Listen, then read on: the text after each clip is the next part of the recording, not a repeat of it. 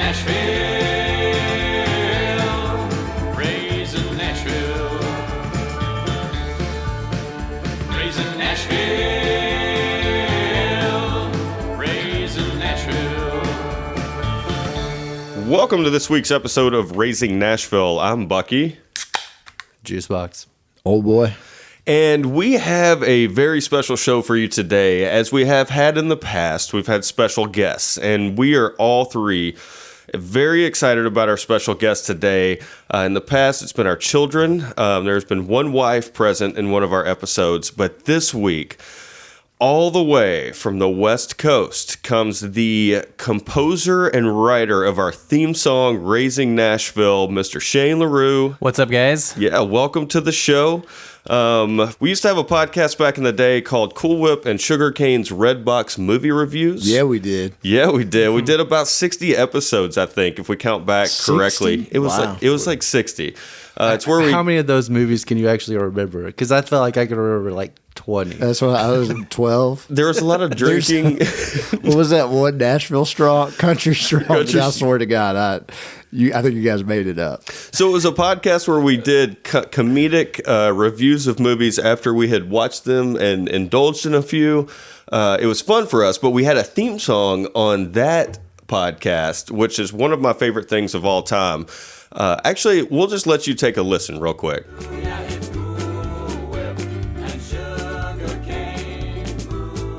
And now, please welcome two guys who thought a red box was a side effect of Viagra, Cool Whip and Sugarcane.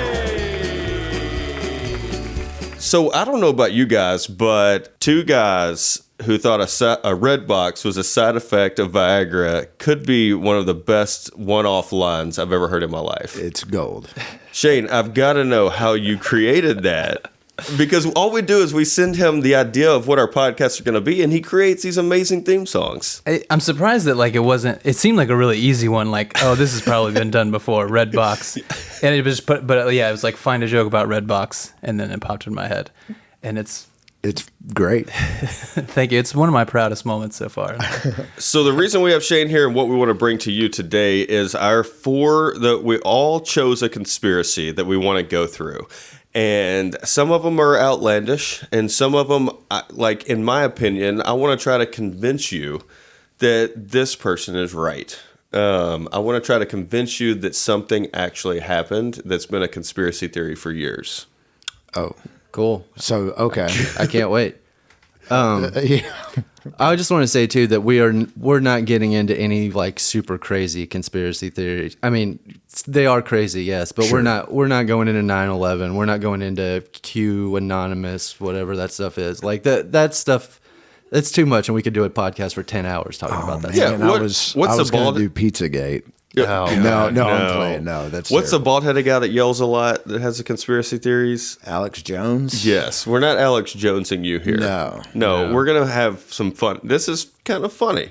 Yeah. I think mine's a little bit more serious, but as we're facts, I think I took this the wrong way. You said conspiracy theories. We're kind of poking fun at it, really. Yeah, sure. All right, so I wanted to kind of get to what is a conspiracy. So a conspiracy is a secret plan. This is Merriam-Webster. A secret plan made by two or more people to do something that is harmful or illegal. So I was like, oh, man. So, like, I want to talk about the largest conspiracy around the globe that more than likely you were a victim of, everybody here and probably our listenership, and I'm betting you're also complicit to it. Okay. Now you've got me questioning whether yours is funny or not. I'm talking about the conspiracy of Santa Claus. Oh my God! You're deliberately lying to your children. Is that a conspiracy? To make them, everybody's in on it, right? And you're intentionally lying to your kids to make them behave. Sure. Or believe in something that's not magical. Real. That's not real. That you know they've made movies about. Well, sure, they made movies about Batman, dude. But Wait. But Batman doesn't come one day a year, man. But I mean, Batman doesn't bring them presents. He brings swift justice. So, but I mean, so you're intentionally lying to your kids about something with the intention of making them cooperate. You are. So we are the man. I say the deceit is harmful. It hurt me when I found out. It did not hurt me. But then I turned around and was also complicit. I think Santa Claus is a conspiracy that we're all silently complicit with. Actually, that's not what I was going to talk about, though. Okay. What about the Easter Bunny? And I detest the Easter Bunny. Okay. Yeah. Tooth Fairy? We're not there yet. Maybe Tooth Fairy is more of a reward thing, though. Like you lose a tooth and the fairy comes. It's not like, this could come. Right, the Tooth Fairy is more like you're automatic. If you it's lose happening. a tooth, she's going to show you're up. getting $1, I guess, now. Yeah. Because of inflation. Okay, Tooth Fairy is a lady? Okay, so he or she could show up. It's 2019, man. Sorry. Yes. That's right. So actually, when that's not my subject. It's not Santa Claus. But it's Paul is dead is my conspiracy theory, and it's about back in the '60s.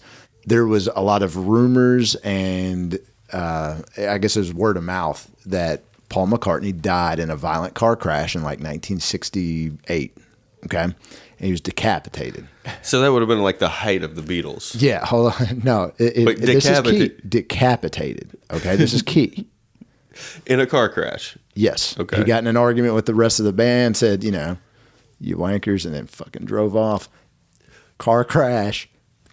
No head, no bangs. Head. Off. Yep. So out of greed and fear of mass suicides, the Beatles and I guess the production company, the record company decided we better hire a lookalike to continue to act as Paul so that we can continue to make money. And all these young women don't kill themselves, right? Wait. Their excuses were fear and mass suicides, not money. Like no. I said greed. Okay, number greed. one. Sorry. Greed, and then mass suicides. Because clearly all these girls. Well, girls like, dude, they're buy stuff too. Exactly. Yeah. They're losing their market if they go kill themselves. That's right. You can't, like lemmings, they would just run off a cliff. Okay, so Paul McCartney, who I saw last year play at Bridgestone Arena here in Nashville. In my conspiracy theory, that is not Paul McCartney. That is a man named Billy Shears, who won a lookalike contest back in the fucking 60s. I got to quit cussing. Back in the 60s. I know, I'm really trying to. Were they putting on lookalike contests like naturally? Or like, hey, who looks like the Beatles? I think famous people constantly just run those just in case. They're like, if Taylor Swift, I need a vacation. So you think the actual celebrities run the lookalike competitions? Yeah, they're like, dude, secretly. Let's get this person up there. We'll lip sync, teach them, and then they can just run with it. I think Taylor Swift definitely has a double. At least one. Yeah. At least, right. So racked with guilt after this decision they've made, the rest of the three Beatles are like, all right, dude, we feel bad. Paul's dead. We're still making all this money. So let's hide clues to us covering this up in our artwork, in our album covers and our lyrics. Great. So plan. I'll cover some of the ways that they have hid certain things into their art. Okay, hold on. Before you read this, let me get this straight. Yep. Paul McCartney, Billy Shears, who I saw last year, died in a car crash in like the 60s. and was decapitated. And his head was gone. So they replaced him with a lookalike. And this guy has carried the Beatles from like the late 60s to when the Beatles end. Do you guys, does anybody remember? Was it like, it's got to be early 70s. or something like that? So he carried them the 74, last few maybe. years when they were in their like legacy years, I guess. Right, yeah. Long hair, playing on top of the building in England, Don't Let Me Down Beatles. Yeah, dude, pretty much the last half of the Beatles is Billy Shears as Paul McCartney. They had to teach him how to play a guitar and... I've got a million questions now, but keep going. All right, so I'm just going to cover some of the ways that they hid messages into their stuff, right? So on the cover of Sgt. Pepper's Lonely Hearts Club Band, there's... A million things on the cover of that album. Right, and it invokes imagery of a funeral. I'll bet a very colorful and eccentric one, because I've been to a few funerals and they look nothing like that. But it's supposedly representing Paul's funeral. Okay. There's a song called Revolution Number 9, and if played backwards, allegedly says, he hit a pole, better get him to see a surgeon. I'm going to poke a hole in that, because if you get decapitated, there ain't no surgeon that can help And you got to play it backwards? Yes, yeah, it was real big back in the day. Okay. Playing stuff backwards, man. You know, Satan's on there. There's a song called "I'm So Tired," played backwards. Allegedly says, "Paul is dead. Miss him, miss him." "Strawberry Fields Forever," played slowed down. Allegedly has John Lennon saying, "I buried Paul." Even though John Lennon later admitted that he actually said cranberry sauce. So, and then the most, I think that what a lot of this stems from is the cover of Abbey Road is supposed to represent a funeral procession with John Lennon's in the front. He's supposed to be the priest dressed all in white, but I don't really get that. Ringo is dressed in black. He's supposed to be a pallbearer. George is in the back. He's in jeans. He's supposed to be the gravedigger, and then Paul, who's shoeless, is supposed to be the corpse. Okay.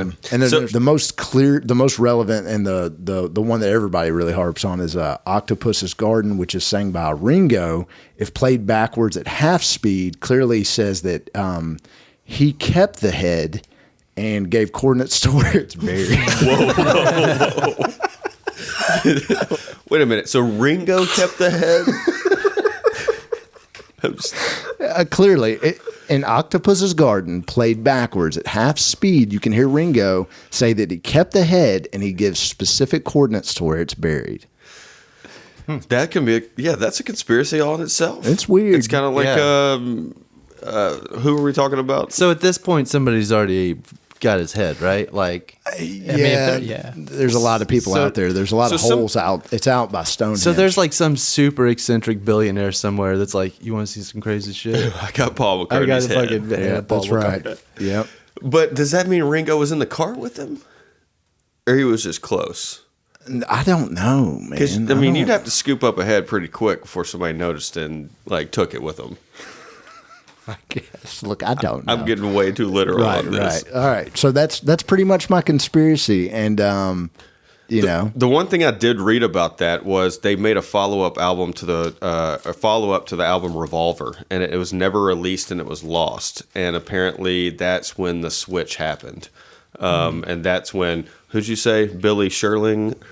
Billy Shears. Billy Shears. And they even say it's a song on Lonely Sgt. Pepper's. It's like, It's the opening song, I think. we want to introduce to you Yeah. The one and only Billy Shears. the one and only Billy Shears. They're like, fuck, man, these clueless fucks. And that's Paul singing that too, actually. That was they were actually trying to introduce him, and like no one got it, so we'll just keep saying it's Paul McCartney. They didn't believe it. They're not picking up the clues, you guys. Just tell them who you are.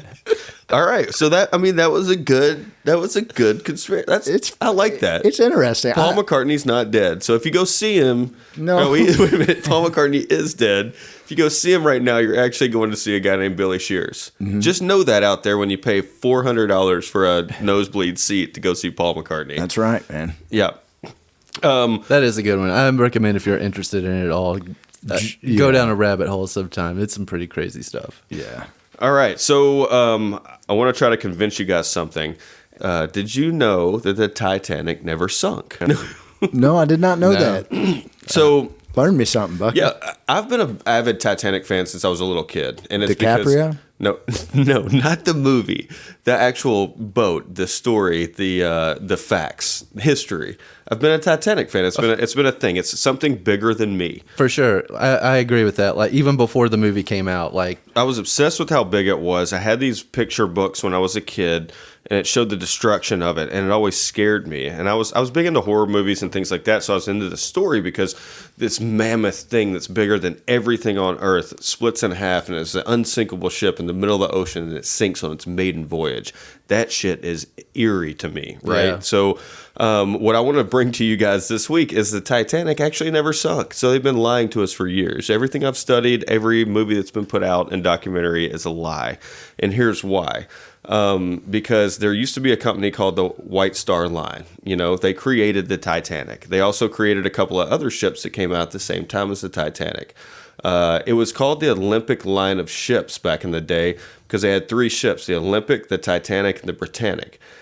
These three ships were supposed to rival some of the other ocean liner companies out there. They were faster, they were built better, but the White Star Line wanted to create this Olympic line of ships, which is the luxury version, right? So these were the first cruise ships. Yeah, first cruise ships.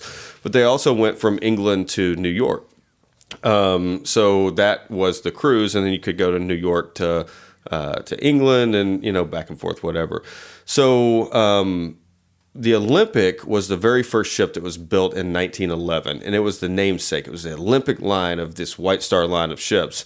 It was built in 1911, bankrolled by J.P. Morgan, obviously, which is a massive company right now. But the biggest, he was J.P. Morgan. He was the guy who created all of it, right? And for the sake of this story, he might remind you of Mr. Potter from It's a Wonderful Life, because he was just this old, rich, asshole billionaire. Are you going to start bringing up It's a Wonderful Life on every single episode? Yeah, what's that town called again? What is it, Potterville? No, that's in The Bad Dream. I'll think of it later. Anyway, sorry. But he reminds me of Old Man Potter in It's a Wonderful Life. So J.P. Morgan bankrolls this White Star Line. They create these 3 ships. The Olympic is the namesake. The first one built in 1911. Titanic wasn't built until 1912.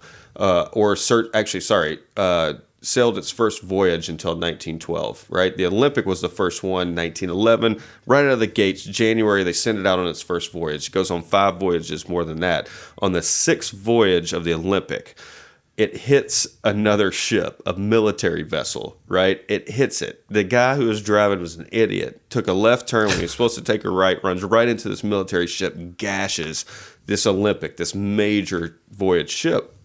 And it limps back to port, and it gets put in a port right next to the one they're building, the Titanic, for repair, right? So they go to trial on that crash, and the Olympic and White Star Line and J.P. Morgan lose that trial. So they get no insurance money from that crash to repair that ship, right? And it was just damaged. It couldn't go out. It's going to take a couple of years to repair. Gotcha. It's just sitting in a port, not making any money. And right next to it is the Titanic, which looks eerily similar to the Olympic. I like this. Yeah. So what the story goes is it wouldn't take very much to take all of like the nameplates, the letterhead, the life jackets that said the Titanic, and switch them with all the ones that said the Olympic. And it was there from September 20th. The Olympic was pulled in September 20th. April 15th was when the Titanic. So they had 7 or 8 months to do this.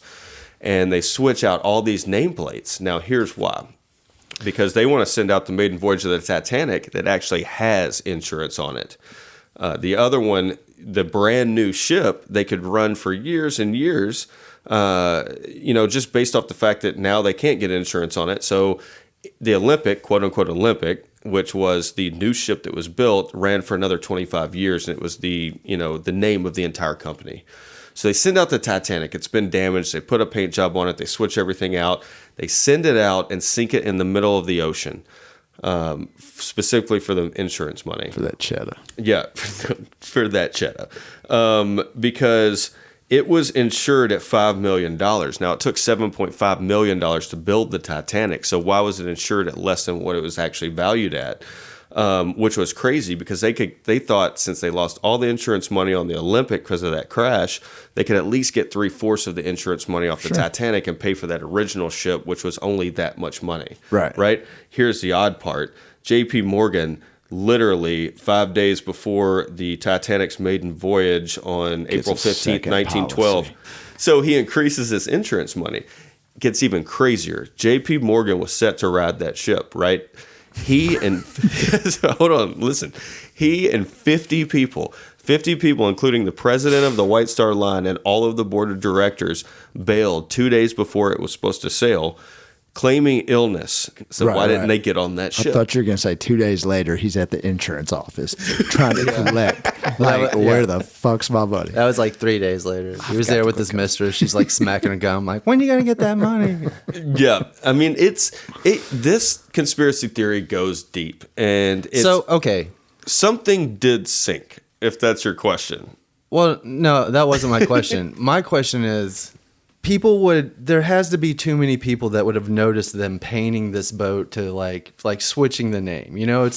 That's not something you just do immediately. It feels like, if you're changing the name on a boat that's already says the Titanic and this one says Olympic or whatever, like James Cameron, if they send that submarine down there and they find a desk drawer that says Olympic on it. So they found it, but they can't find any writing that says the Titanic either, which is another crazy part because they could change the nameplates, but the nameplates are so oceaned over or whatever it's called. That's probably not a thing. Deteriorated, maybe? Deteriorated. I like oceaned over. Oceaned over, man. I'm coining that, by the way.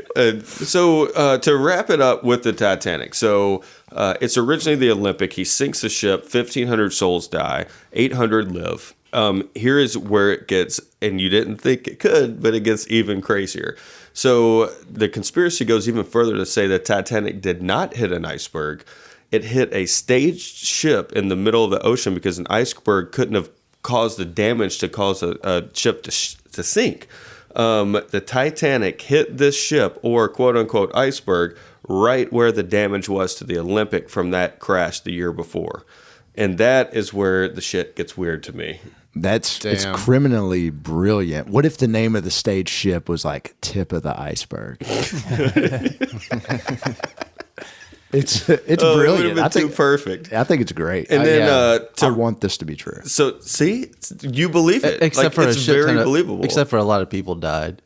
Yeah, There's that aspect of it. So basically, J.P. Morgan, if this is true, is the biggest mass murderer of all time. Not even close, but he's in one shot. It would be more than just him. Like it would be like a whole, like you said, the board of directors of White Star.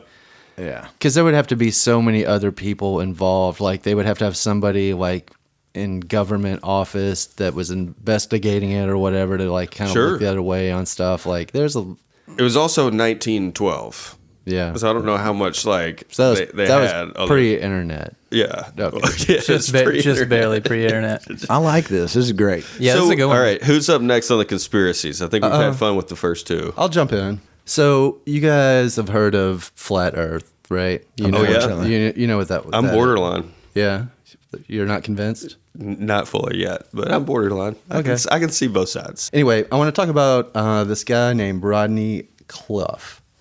He had some words for flat earthers. He says, "I don't know how flat earthers can be so confused. They're obviously wrong. The world is not flat. It's hollow." So, wait a minute. We live in a big ball here? Basically, yeah. The earth is flat, the earth is hollow. Our man Rodney Clough here wrote a book called World Top Secret, Our Earth is Hollow.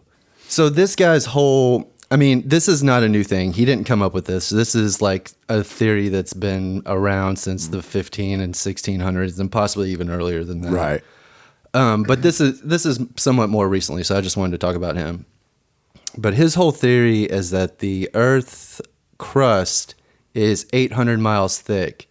And then beyond that, there is another crust, and then there's another crust inside of that, and then further down in that is like the center or whatever, where everything is. And it's like, the actual middle Earth is like the size of Mercury or something like that. So it's a small little area. Yeah. And there's 3 entrances in the world, one through the North Pole, one through the South Pole, and one through the Himalayan mountains, I think they said. If you were 800 miles thick down from where we're sitting right now all the way around the Earth, wouldn't that knock off a lot of space? What do you mean? That you could be using down there? Just more... Well, it's like, I think they said it's 4,000 miles to the center of the Earth or something like that. Okay. And humans have only... The deepest hole ever dug is 7 miles or something like that. 7 miles down. Right. There's oil wells that, go diagonal or whatever that can be even longer than that. But this is just straight down. 7 miles is the deepest we've ever done. Okay. So anyway, these people, they believe that there is a race of people, humans live down there, but these humans, the atmosphere down there and the living conditions are so just perfect that these people have basically been able to achieve immortality. They can live for thousands of years. They're all at least 10 feet tall. They there is also, not everybody believes this, but people believe there's an alien race down there living also. Wait, 10 feet tall humans and aliens are cohabitating? There's mixed opinions about that, I guess. Like some people just think it's just humans that have learned, like evolved basically in the middle of the earth or whatever. So they're like beyond just regular humans. You're telling me that there are people living in our earth and they are better than us and they can live for thousands of years and they're 10 feet tall and they have to deal with aliens? Mm-hmm. They have their own sun? Yeah, they have their own sun. I guess it's like in the very center of the earth. And then you live on the outside. You live on the perimeter, and you're always looking at the sun. And you live there. You live there with aliens like that USA show, Alien Nation. Except you're 10 feet tall. I imagine because gravity works a little differently down there. I think it's something like that. There's like less gravity. Less gravity. It pulls you up. Yeah. So you get pulled up. Like Stretch Armstrong. Kind of similar. And then there's probably something different with oxygen because oxygen is what corrodes us. So I don't think you can use... What was it? Oceaned over. You get oceaned over. I don't think you can use the word probably in a conspiracy theory. I think that just debunks it right there. Open your mind, man. You have to be convinced. This is a quote from Diane Robbins, another hollow earth theorist. Those living at the center of the earth have evolved to be immortal. They're physical humans like we are, but they live in peace, isolation, and seclusion, and through this, they have gained their immortality. So, I mean, this is just some lady, who knows? How do they not have a population problem? Like, can they? Because they have achieved peace and figured out some. So they're not They're not. Don't need to creating. Yeah, that is a good point. If you're living forever, you're not. Yeah. Maybe. I mean, I'm gonna need. Maybe I'm everybody's gonna need to get some sex if I'm down there. Everybody's just on birth control down there. Okay. It's all unisex. They're at capacity, man. One out, one in. So anyway, they're like, a lot of people believe that, there's constantly like, they have some sort of UFO technology. So they're flying out of these holes that are in the North Pole and South Pole or the Himalayas or whatever and spying on people here and just like, are communicating with certain people. Bigfoot. Monitoring us. Yeah, monitoring us basically. And then there's, this is like, there's tons of stories. There's people that believe that a lot of Nazis from World War II found the hole to the center of the earth, and that's where they hid out. Like Hitler made it down there, and just like, yeah. Oh, they found the hole. It's just so funny to me. Hitler found the hole. That's what this whole it's about.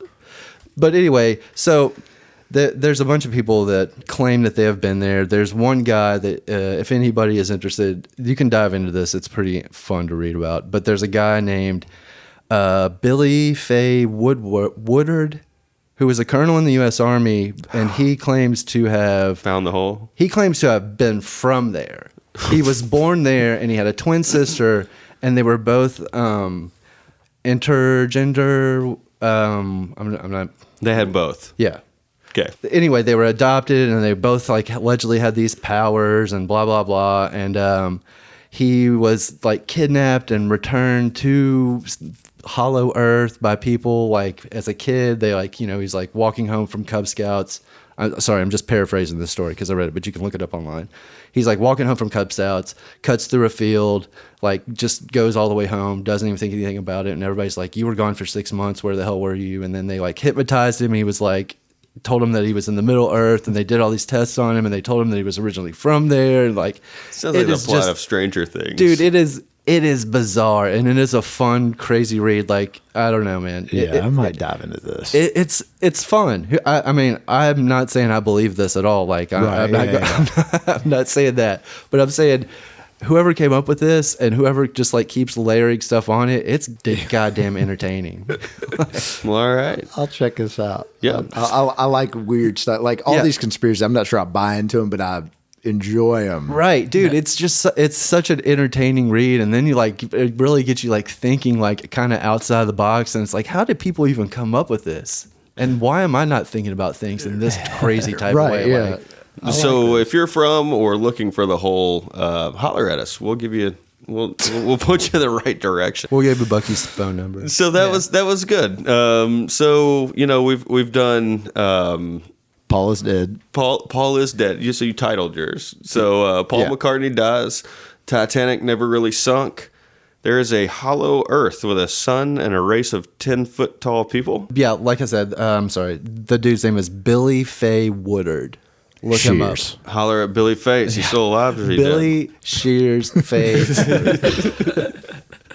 So again, we're happy to have Shane LaRue on the show, our famous composer of both of our theme songs and our theme song to this podcast. Shane, what do you got? What conspiracy theory do you want to talk about? The one I brought in because I just flew into Nashville recently, so I had a layover at the Denver airport, and I don't know if you guys have heard of the Denver. That's a big one. The stuff that's going on at the Denver airport. I really didn't know. What's going on there? So much stuff. Flights, international flights. But yeah, it's crazy. So I started looking up because I saw, the one thing I saw there was the, I'll start at the beginning of the airport. It was opened in 1995. A lot of people said they didn't need an airport. They had a fully functioning airport. It was like outside the city limits by a good amount. It's a far cry from downtown Denver. Yeah. But the old airport was closer to the city, right? Yeah. Very, Stapleton. So it's 33,000 acres, which makes it the largest airport in America. So I can't wrap my mind around how big that really is. Like that doesn't. I'm not really sure either. You live on an acre. You live on 1 acre. Okay, I understand. Okay. One of the things about it, though, if you so it's this giant swath of land, and there's like satellite images of the runways, and they're laid out, and what people claim looks like a swastika, which led me to this great subreddit today called Hail Hortler, which is just pictures of people fucking up the swastika, like trying to draw it, but they can't. They fuck it up every time. So yeah, it doesn't look anything like swastika. It's a pretty big stretch, but that's one thing they say. They also say that there's like underground tunnels and buildings for like FEMA shelters and the president, bunkers. Bunkers, yeah. I've heard of the underground stuff there. Yeah. And where Hoffa's buried, and Hoffa buried everywhere though. Yeah, he's everywhere. Yeah, underneath the football field. The Denver airport. Yeah, like they waited until 1995 to bury his body. Yeah. Well, they buried him a long time ago. They just needed that airport to move over him.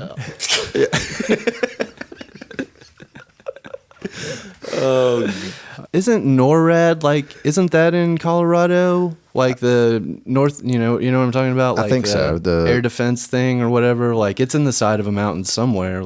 It makes sense if they were to put a bunker anywhere, put it in the middle of the country in Colorado. It'd be tough for invading armies to get to. Totally. And yeah, it does make sense.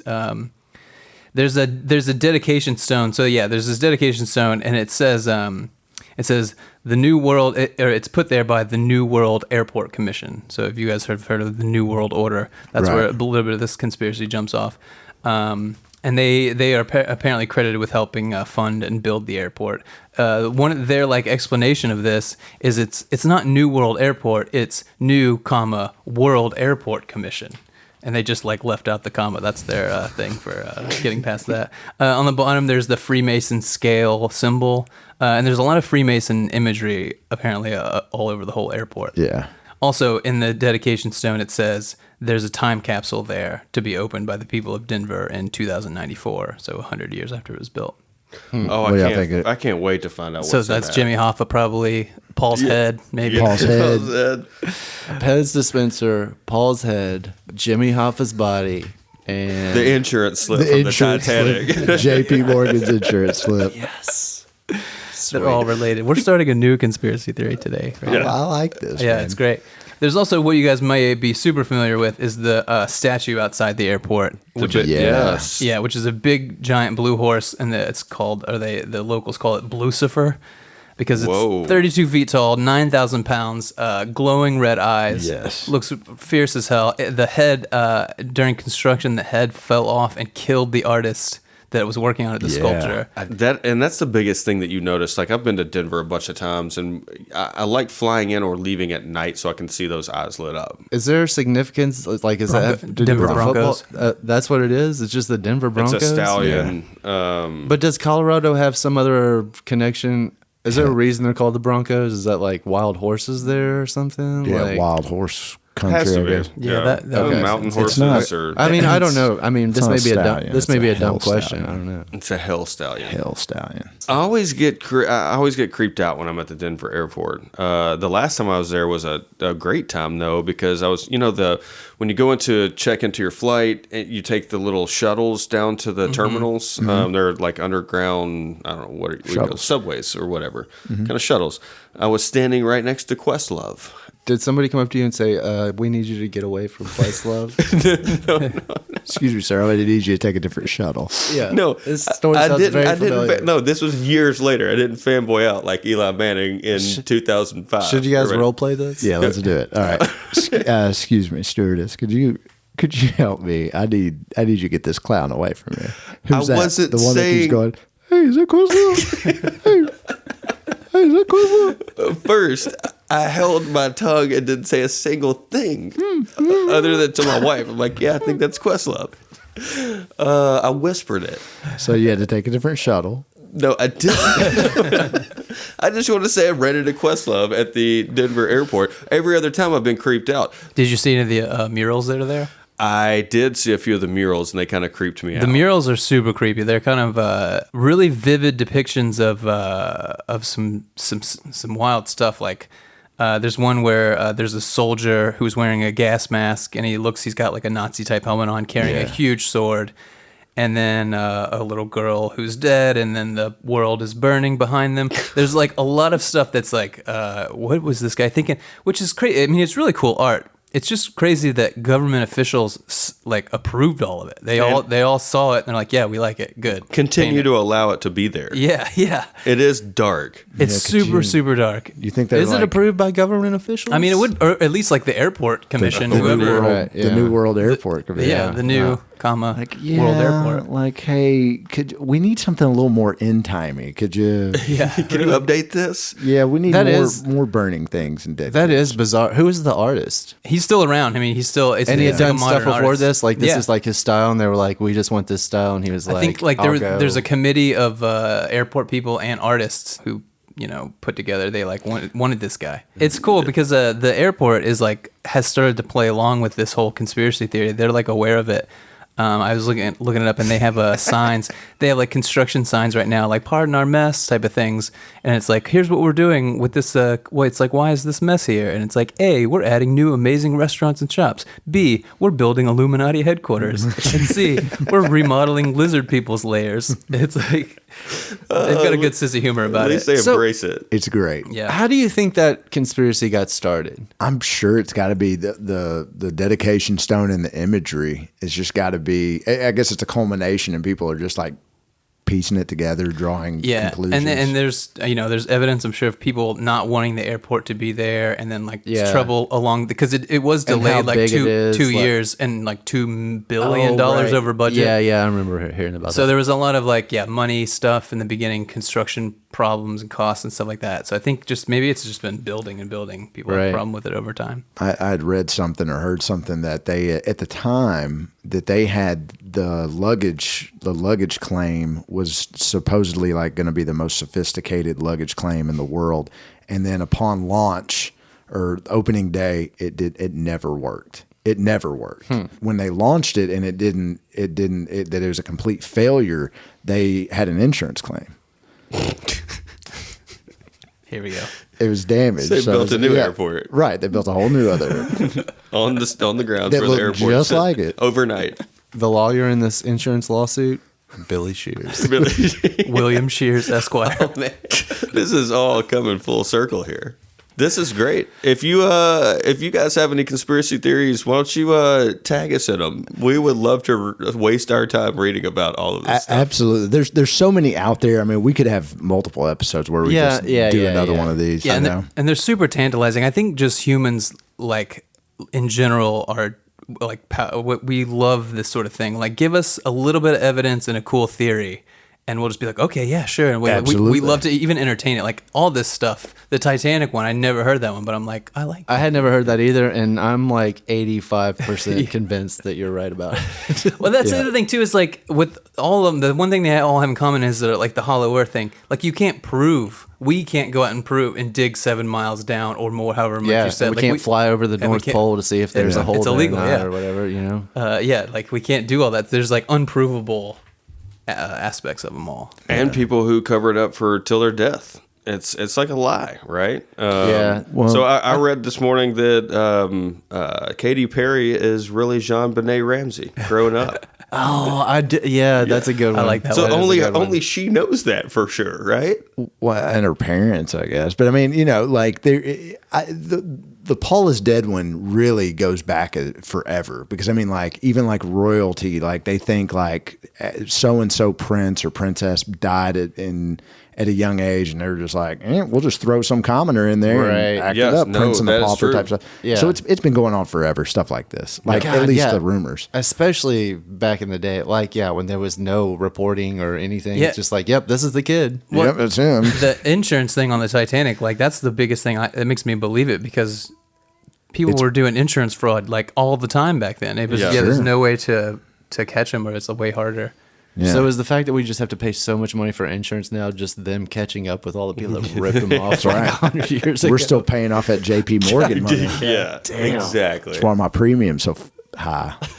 Oh man, well we want to thank Shane for coming in today, flying all the way from the West Guys, Coast just to do this podcast. Thanks for having me. It's been a blast. Nashville's been a great. I love it here. What do we do? We biked, or we took some scooters on the walking bridge over town. Went downtown. We did some scooters. We did some Nashville things. It's been great. So in Juice We got on a Box's pedal theory, tavern. Did it? We got in that hot tub bus. Gross. What else did we do? That sounds terrible. But wait a minute. We got on the back of that John Deere trailer. My question You ate is, some hot chicken and got in that hot tub. And the aftermath was exactly what you think. you said you guys got on scooters. Does that mean that Shane survived and you wouldn't have in Scoot Point in oh? Scoot Point oh, right? Because you're a local and you went and rode a scooter. I'm not a local. I'm a transplant. It only kills locals. So you have to be from here to be murdered by the scooter. Yeah. I stay away. Okay. Well, I'm glad you got to soak up all Nashville has to offer, especially with your pedal taverns and your, John Deere tractors and the Woo Girls. Did you watch some Ernest? Oh, what did you movies? think about the Joe C. tribute section of Kid Rock's bar? It was probably my favorite section. The bathroom at Kid Rock's bar was pretty rock and roll too. And I mean, I was just like, What was your favorite part about it? When I saw it, the automatic soap dispenser. When I saw it, it was like, I'm just like, Kid Rock has a bar here, finally. Yeah. What a big ass Because he's a real proud son of Nashville too, I think, right? Yeah, I think he came to Nashville the same time Juicebox did. Wait, I've got a new Nashville, conspiracy. Wait, are you Kid Rock? My name. Go on. That Joe, you guys got to get down to Kid Rock's bar. That Joe C. Up on the 4th floor. It is great. Yeah. It is absolutely great. It's touching, man. Even if you weren't a Kid Rock fan, it's a nice tribute to Joe C. Man, he went through a lot. And he was great. I saw a couple of shows with him actually still alive and rapping and being thrown around the stage. Well, we hope you guys enjoyed another episode here of Raising Nashville. Feel free to follow us or like us, comment, review us, send us, things that you want us to talk about. We would be happy to do that. We will give you shout outs. Can I give a shout out to Bearded Iris just because they have such a delicious beer? And Bearded Iris. If I'm not mistaken, they are currently, or were in 2018, the number 4 craft brewery in the country. Bearded Iris, you're making some great stuff down there in Germantown. Keep it up. Yes. We'll keep drinking it while we do this podcast if you keep making it and selling it. We hope you guys enjoyed listening. If you don't have children, Have one. have one. Catch up. Yeah, we want you to know what we go through. Yeah. The fear. How do you do? It's me, Billy Shears. I'm a Paul McCartney. Oh, that's right. I never lost my head. No, sir, I've got it right here the whole time. Anyway, I just wanted to say thanks for tuning into this episode, love. I learned a lot of new things about a lot of crazy people. In particular, those Hollow Earth folks.